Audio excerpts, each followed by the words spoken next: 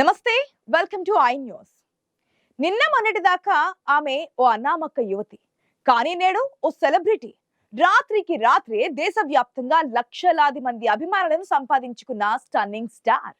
IPL match చూడడానికి అందరిలాగానే ticket కొని స్టేడియంలోకి వచ్చిన ఆమె వెళ్ళేటప్పుడు మాత్రం నేమ్ అండ్ ఫేమ్ మూట కట్టుకొని పోయారు. ఇప్పుడు ఆమెను మోడలింగ్ చేయమంటూ, యాడ్స్ లో నటించమంటూ, బ్రాండ్ అంబాసిడర్ గా ఉండమంటూ ఆఫర్ల మీద ఆఫర్లు వస్తున్నాయి. ఇంతకీ ఎవరా అదృష్ట జాతకురాలు? Let's watch the story.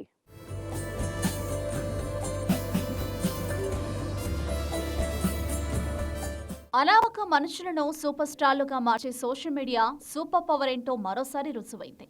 ఒక్క రోజులో సాధించిన ఫేమ్తో అపారమైన స్టార్డమ్ సంపాదించుకున్న వారి జాబితాలో తాజాగా ధోని వీరాభిమాని ఆర్యప్రియ భుయాన్ చేరారు. ఐపీఎల్లో రాజస్థాన్తో మ్యాచ్ సందర్భంగా Chennai captain Mahendra Singh Dhoni catch out అయిన క్షణంలో క్యాచ్ పట్టిన హెట్మేయర్ వైపు కోపంగా చూస్తూ నలిపేస్తా అన్నట్లు ఈ అమ్మాయి ఇచ్చిన ఎమోషనల్ ఎక్స్ప్రెషన్ సోషల్ మీడియాలో వైరల్ అయింది.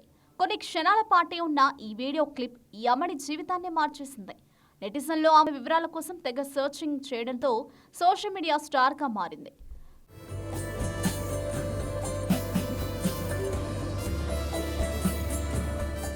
గౌహతికి చెందిన 19 ఏళ్ల ఆర్యప్రియ తన అక్క ద్వారా క్రికెట్కు, అది కూడా చెన్నై సూపర్ కింగ్స్కు, ఆ జట్టు కెప్టెన్ ధోనికి ఫ్యాన్ గా మారింది. తరచూ ట్రావెలింగ్ చేసే అలవాటున్న ప్రియకు ధోని ఆడే మ్యాచ్లను తప్పక చూసేంత పిచ్చి పట్టింది. ఆ పిచ్చితోనే ఆర్ఆర్తో ఎస్ఆర్కే మ్యాచ్ చూడడానికి అందరిలాగే స్టేడియానికి టికెట్ కొనుక్కొని వచ్చింది. రాజస్థాన్ రాయల్స్ బౌలర్ సందీప్ శర్మ బౌలింగ్లో భారీ షాట్కు ప్రయత్నించిన ధోనిని హెట్మేర్ క్యాచ్ అవుట్ చేశాడు.